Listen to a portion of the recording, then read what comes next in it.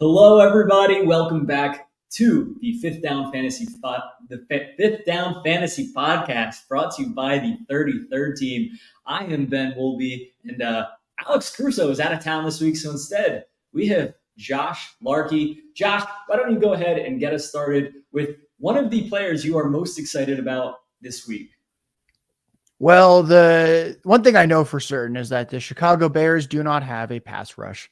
They're giving up nearly 9 yards per pass attempt through 3 weeks. Jordan Love, Patrick Mahomes, both threw 3 touchdowns against them. I think anyone that watched that Chiefs game knows Patrick Mahomes could have thrown for 7 or 8 touchdowns if he felt like it. Baker Mayfield even threw for 317 yards against Chicago. And I have Russell Wilson ranked as a top 12 option at quarterback this week against the Bears. Russ himself has topped 300 passing yards each of the past 2 weeks. He's generally played much better this year. Jerry Jeudy's healthy. Cortland Sutton's been playing well. Marvin Mims is emerging. So I will be confidently starting Russell Wilson in a couple fantasy leagues. So talk to me about the wide receiver situation. I think we've seen Cortland Sutton earn a little bit more target share, even though Jerry Jeudy has been back. Do you have a preference over one of those two guys, given that you're in on Russell Wilson this week? Yeah, I think it's Jerry Jeudy week. I talked about it with Ryan Reynolds on our waiver wire show yesterday. That was my bold prediction, is that we're going to get 125 yards from Jerry Jeudy. So I think this is the week he reasserts himself. The hamstring is healthy, and I think he is the team's wide receiver one.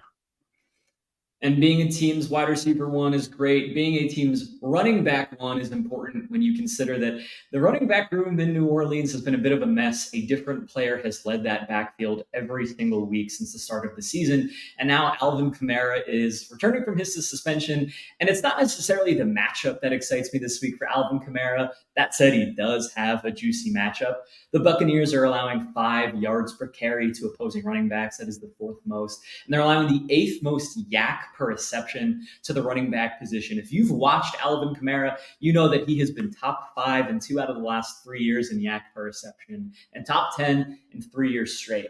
Yes, this matchup is juicy, but the situation is great too. Like I mentioned, he is going to be leading this backfield. No Kendry Miller, no Tony Jones Jr., no Jamal Williams to steal the spotlight from him. They obviously, everyone except Jamal Williams will play. I have Alvin Kamara projected to earn about 51% of this backfield, but the highest score from this backfield in week 2, it was Tony Jones Jr., RB 15 on the week. I think that is Alvin Kamara's floor. He'll likely see more attempts than any of those guys saw in any given week. And obviously, a big part of the receiving game, even without Derek Carr, Alvin Kamara has averaged 13 points per game in his 9 games in Jameis Winston starts. Josh, how about you give us a wide receiver that you are excited for this week? Well, before I do that, guys, if you like Ben Wolby, you probably should follow him on Twitter at Ben Wolby. And his projections are they up yet? Or will they? They'll up later today. They will be up later today on the 33rdteam.com. And I also have his projections embedded in my fantasy rankings, which are also on the 33rdteam.com. Second player I'm excited to start this week is Josh Palmer. Mike Williams missed 2 games last year due to injury with an ankle. He came back and played a few snaps and immediately re-injured it. As a Chargers fan, I did not enjoy that. And then he missed 2 more weeks. So essentially, Mike Williams was out for basically 5 straight games last year. In those 5 games, Josh Palmer averaged over 9 targets, over 6 catches, 74 receiving yards a game. He scored twice in those 5 games, and he averaged 16 fantasy points a game in PPR formats. 16 fantasy points a game is generally the wide receiver 1, wide receiver 2 demarcation. So he was basically performing like a borderline top 12 option. He faces the Raiders. They have yet to pick off any quarterback through 3 weeks, but they have allowed 7 passing touchdowns. They faced Russell Wilson, Josh Allen, and Kenny Pickett. These are all quarterbacks that turned the ball over a decent amount last year. But again, this Raiders team, the secondary is very bad. Our data provider, Sports Info Solutions, has these really cool sonar depth charts on the 33rd team site. And you can see for the defense that the 3 linebackers and 4 defensive backs that will be starting for the Raiders are all dark blue. That is bad. They are color-coded dark blue to orange, where orange means you are good. This is an atrocious secondary. The Raiders have pressured quarterbacks on just 29% of dropbacks, 4th lowest in the NFL. Justin Herbert's going to have a lot of time to throw, and he's going to be throwing often to his new wide receiver 2, Josh Palmer. I have Justin Herbert projected as quarterback 3 this week. Obviously, the matchup is insane. A player who is another really great matchup is going to be Kyle Pitts going up against the Jacksonville Jaguars. Every single way that you look at it, Pitts' peripheral metrics are insane among tight ends. Kyle Pitts is first in route participation, first in air yard share, fourth in expected fantasy points per game, sixth in team target share, and now going up against the Jacksonville Jaguars, who are arguably the league's worst defense against tight ends. They've allowed the third most receptions and the fourth most yards to the position dating back to last year. And Kyle Pitts, he isn't a, well, what if he gets his opportunity type of guy? He has the opportunity. He has the talent. He has the usage. He has the situation. The problem is what he's being surrounded by. The problem is it's a quarterback problem. But fortunately, in this plus matchup where Jacksonville has allowed 11 tight ends to score double-digit points, and Pitts has yet to do that this season, I have hope. I think that this could be the week not only that Pitts finally lives up to some of the numbers he's had so far this season, but also Arthur Smith should game plan around Kyle Pitts for a couple reasons. And obviously, the number one reason being because the first touchdown he ever scored was in London. So we know that Kyle Pitts is due another London touchdown. Josh, why don't you hit us with a wide receiver? So there have been 6 receivers this year that reached double-digit fantasy points against the Vikings already. That would have been a lot higher, believe it or not, if the Eagles didn't have such an easy time running against them in week 2. We all remember the Thursday night football game. DeAndre Swift runs for 175 yards. It turns out when your running back is averaging 6-7 yards a carry, getting 28 carries, you really just don't need to pass the ball much. Even with that Eagles borderline throwaway game, the Vikings have still allowed 236 yards a game to receivers, third most in the NFL. And I will be starting Adam Thielen very confidently. Jonathan Mingo did not practice today, Wednesday, due to a concussion. The past 2 weeks, Adam Thielen has at least a 25% target share in each game. Week 2, he had 9 targets, caught 7 for 54 yards and a touchdown. Then he exploded with Andy Dalton under center last week against the Seahawks. 14 targets, 11 catches, 145 yards, and he scored a touchdown again. I don't even think he needs to get in the box here to be fantasy relevant. I'm very excited that all the targets are going to funnel to him. It is pretty clear that the Panthers were willing to let it rip a little bit more with Andy Dalton under center than with Bryce Young. So Adam Thielen, you are allowed to start the dusty veteran in week 4. How high do you have him ranked in your rankings? Oh, putting me on the spot. Well, I'm pulling them up. Wide receiver 40. That's a startable flex play right there. Yeah, I'm letting you know you should start him. I might need to move him up a little more, honestly. I have him projected as the wide receiver 37. It sounds like we're right there neck and neck. I do think that he could have a really significant impact this week. But obviously there is some concern with how much targets we've seen Miles Sanders get. I know you want to talk about him a little bit later in this show. And everybody, if you miss Alex Caruso, don't worry. You can find him joining the 33rd Team's Player Prop Happy Hour this Friday around 3 p.m., where Josh, myself, and Ryan Reynolds will be giving you 3 props each. And Alex, he's been on a bit of a hot streak lately. He'll be joining the show for the first time, providing some insight as well. We can talk all day about wide receivers that we have ranked outside of the top 36. I'm going to talk about a wide receiver I have ranked within my top 12 in Ja'Marr Chase. I know nobody wants to hear about who's probably one of the best wide receivers in the NFL, but week 3 was really interesting for Ja'Marr Chase. He saw a career high 22 snaps and 6 targets out of the slot. We haven't really ever seen Ja'Marr Chase play out of the slot much. We don't know if it'll continue, but we do know that this was the best week that he has had so far this year. Not to mention a career high 12 receptions, and now he's going up against what is one of arguably the worst secondaries in the Tennessee Titans. Don't know if he's going to continue to play in the slot, but what is really encouraging is that the Bengals realized that the best chance that they had to win was funnel the ball to Ja'Marr Chase. As long as they keep doing that, it doesn't matter if he's in the slot. I would love to see that continue, but this secondary is so bad that I think they are just going to continue to funnel the ball to Ja'Marr Chase. That's very bold of you. I will also be starting Ja'Marr Chase in all formats. So you can look at my fantasy rankings. He might crack the top 36 this week. Fingers crossed. Thanks, Josh. Josh, why don't you go ahead and give us a player that you're not so excited about starting this week? I would love to. I beat the drum all summer that Brian Robinson was the running back one in Washington, not Antonio Gibson. That's been a slam dunk. I mean, what were we expecting? Brian Robinson was out touching him pretty much 2-1 last year whenever they overlapped. And it turns out that split has widened. But this week, Brian Robinson, drafters should be a little bit concerned to start him because the Commanders face the Eagles. And the Eagles have a very, very dominant front. I think we've all seen that on display now for 3 weeks. Week 1, Patriots running backs totaled 20 carries for 61 yards. Week 2, the Vikings, 9 carries, 28 yards. Week 3, Buccaneers, 16 carries, 39 yards. Essentially, no running back room has really done it yet. They've all averaged about 3 yards a carry. It's 2.8 as the average for the whole season. It's not like the Commanders have a particularly good offensive line themselves. I know tonight when Max Ford and Tanner Kern record Win the Line, the O-line, D-line matchup show, they will be discussing how big of a mismatch this one is in the Eagles' favor. And I think with Brian Robinson, we're looking at 10 to 15 carries, 2 to 3 yards a carry. And you just kind of have to hope he gets in the box. And I don't really like to confidently start a running back that I think needs a touchdown to in any way pay off that week. We saw Antonio Gibson mix in a little bit more last week. Is he a factor at all for you this week?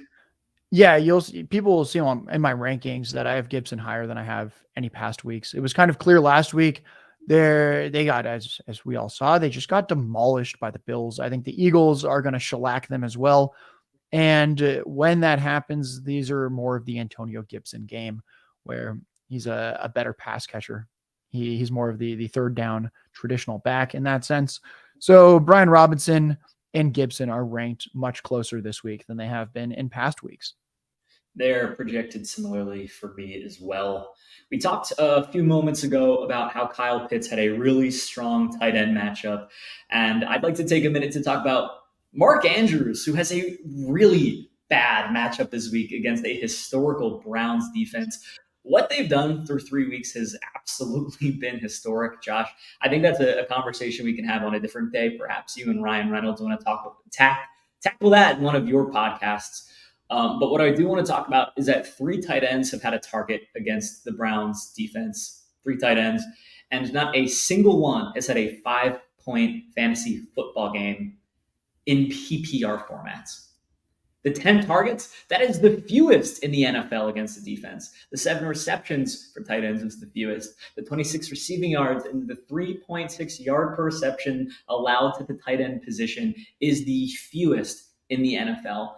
And Mark Andrews, he's a good tight end. He's not going to put up a dud. He'll probably score more than 5 points, being the first to do so against this defense.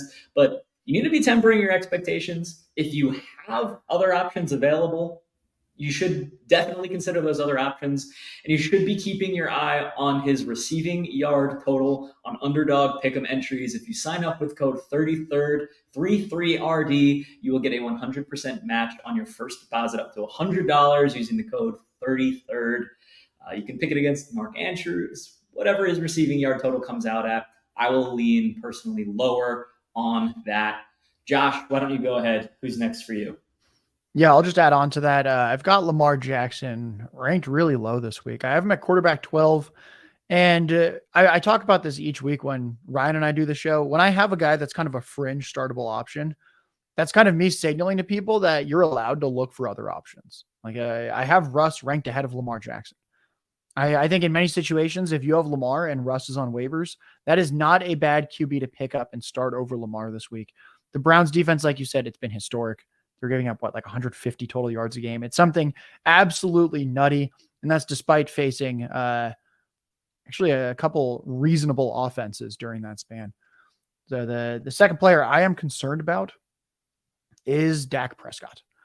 The Patriots have already shut down Jalen Hurts. They have already shut down Tua Tagovailoa.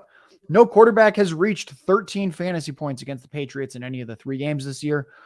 And I mean, hey, if we're looking at opponent, Daniel Jones led a comeback successfully against the Cardinals.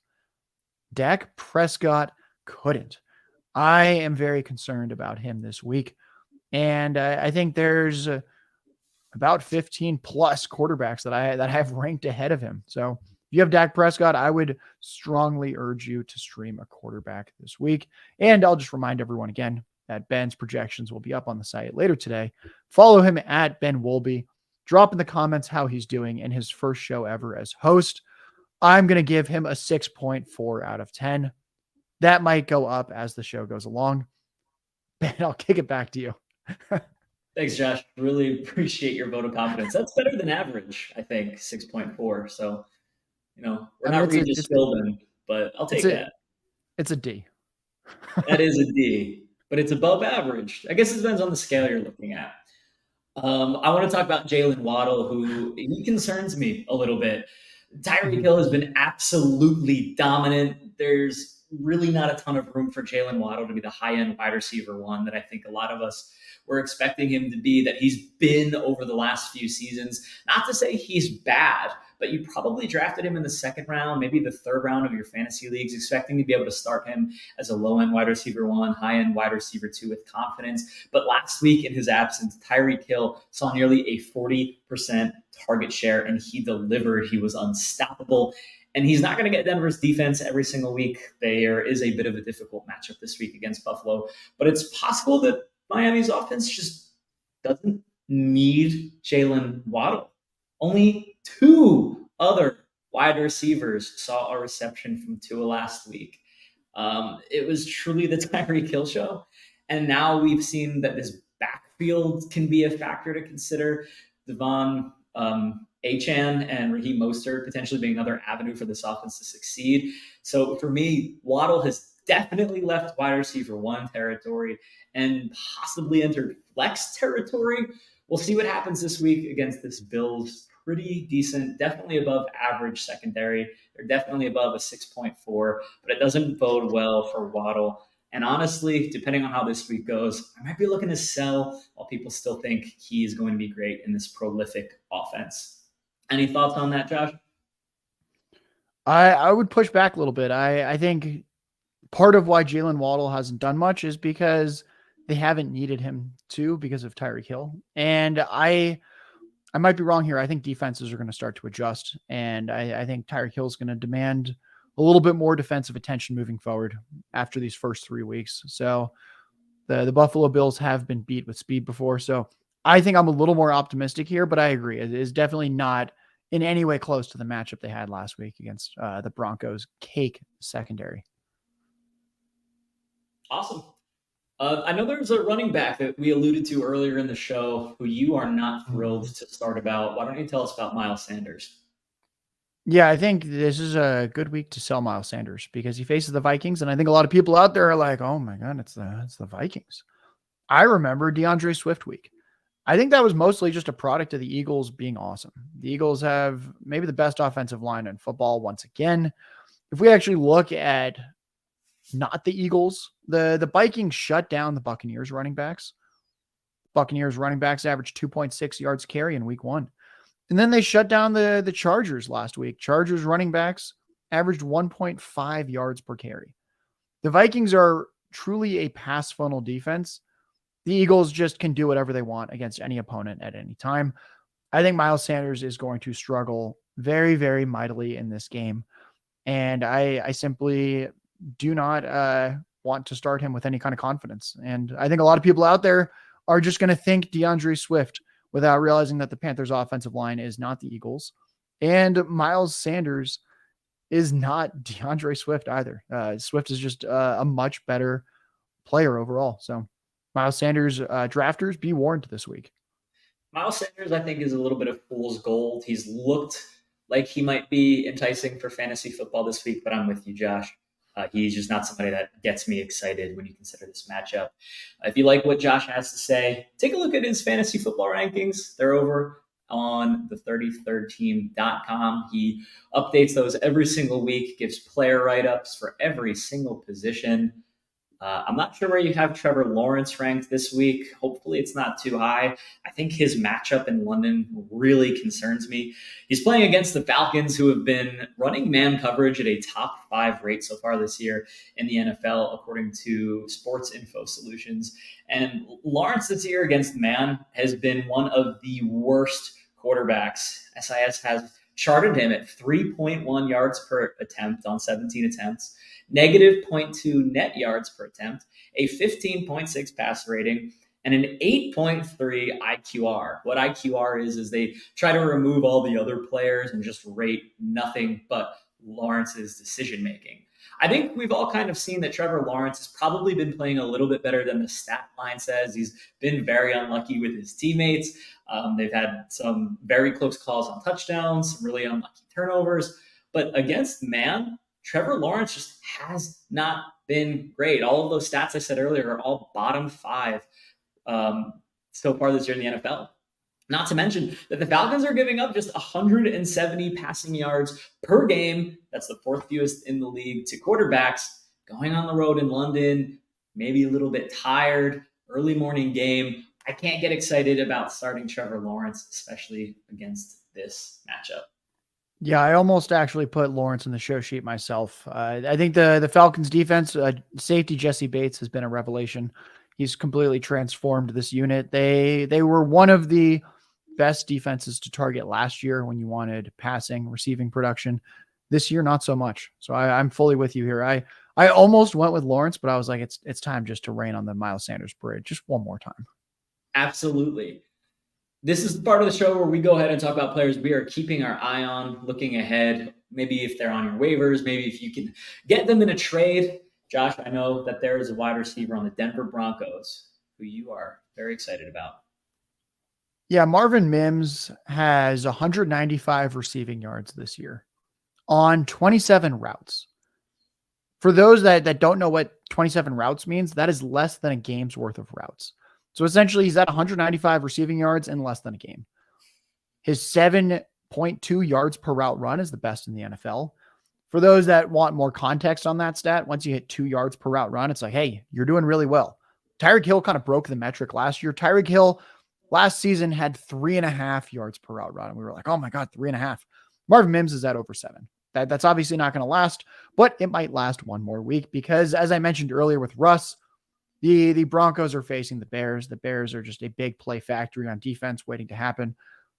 I think Marvin Mims at this point, Sean Payton, he has not been a very good coach this year, but I don't think he's fully incompetent. And Marvin Mims has not had more than 11 routes in any game this year, and I think that just has to change. The Broncos are going to get their first win this week against the Bears. I think Marvin Mims is going to be a big part of it, and I actually have him ranked as if he might be a sneaky little flex play for week 4. We talked a good bit about rookie wide receivers on this show in week 1 and how, people get really excited about them in the preseason and then they don't really typically play the first couple weeks until the second half of the season. And at this point, I know in my fantasy leagues, I've seen rookie wide receivers have just been dropped.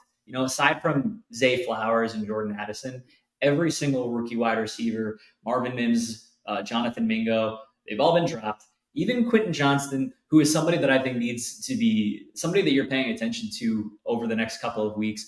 I know Josh Palmer is the guy everybody is preferring right now. He's been more involved with the Chargers offense. He's ran more routes than Johnston.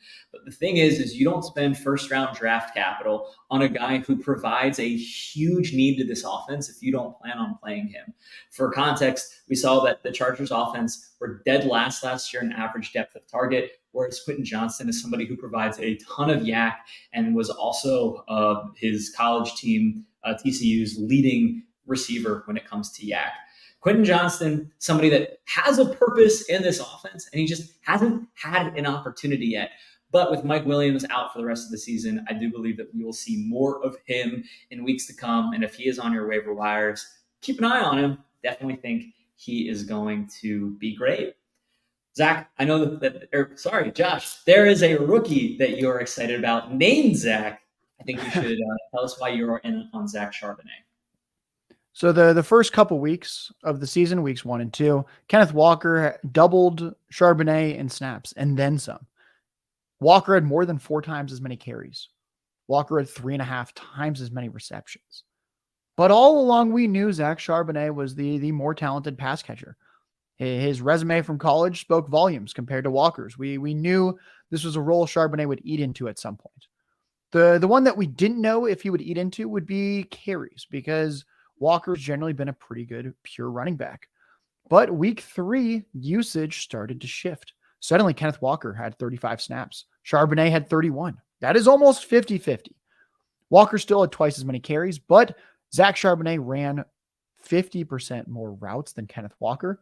And when we look at Amazon's next-gen stats and look at rush yards over expected, Charbonnet is getting double that compared to Walker. So essentially per carry, Charbonnet is adding 2 times as many rush yards over expected per carry as Kenneth Walker this year. Kenneth Walker looks like a nice little sell high because he just scored 30 fantasy points in week 3, despite usage that had a lot of red flags, like Zach Charbonnet being in a borderline 50-50 committee with him.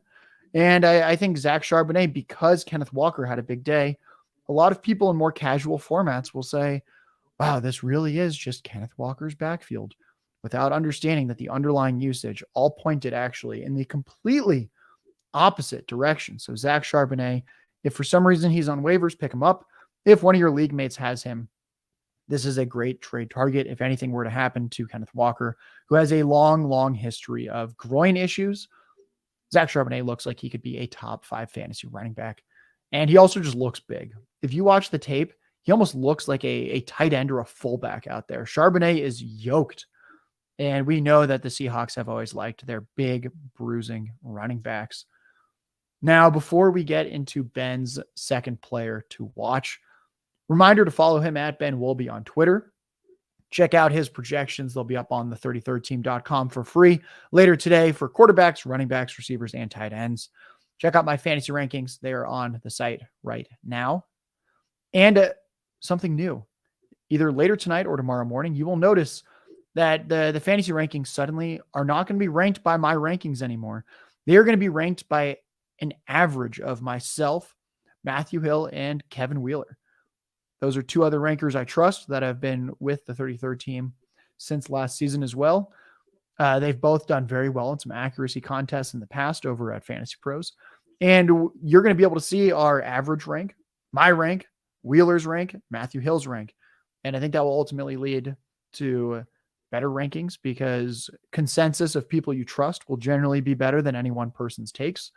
And you'll also be able to see where we agree and disagree. So it'll just be a fun experience, informative. You'll get to see like, hey, if I love a player and Matthew doesn't, that might be a guy that's got a slightly lower floor than some of the other similar options this week. Now, Ben, who is your second player trending upwards ahead of week 4? I think you need to take one last look at Roschon Johnson. He's not only is he due to have a big week, but the usage has just been insane. He is somebody who is going to be continuing to impress and seeing more work as the season goes on. We talked in the preseason about Roschon Johnson's role. He is bigger than Khalil Herbert. He can pass block better than Khalil Herbert. And ultimately, what I think we'll expect to see is that if he's a bigger back, he's going to get more red zone work. If he's a better pass blocker, he's going to receive more receiving work. And this offense is absolutely a dumpster fire right now. The team will want to see what they have in Roschon Johnson. He already had an extra carry over Khalil Herbert last week. And assuming this offense never finds its footing, they may just say, all right, what do we have?